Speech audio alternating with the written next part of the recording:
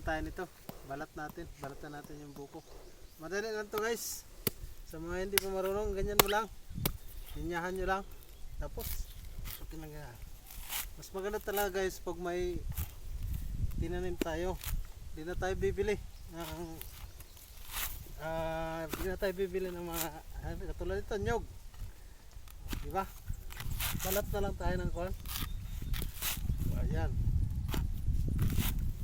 Madali lang. Ganyan mo na.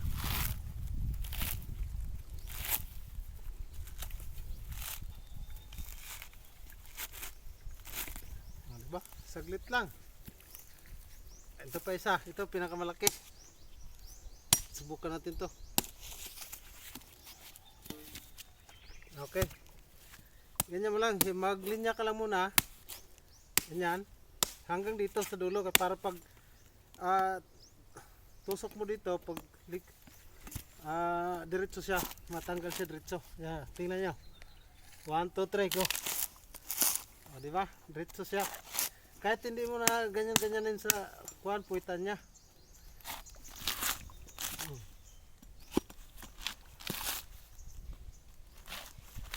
Lumaki kasi ako sa bukid guys. Ganito yung ginagawa namin. Pag halimbawa pinapakain sa baboy, di kaya naggagata kami ng mga ulam. Yan. Karamihan kasi sa bukid guys, puro gata. Yung mga ulam kadalasan may gata, kahit nga paksiw gata yung nilalagay. Ang laki-laki ng nyug guys, pero ang liit ng laman. Oo.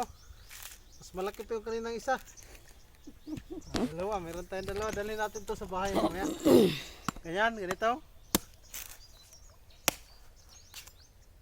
Huwag mo lang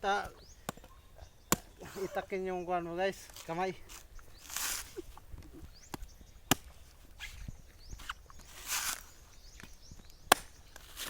Aray, medyo masakit.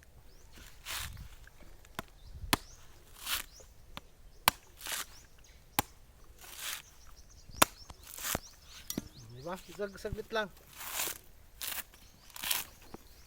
Oh, mas malaki rin to. Tama na guys. Maraming salamat sa panonood.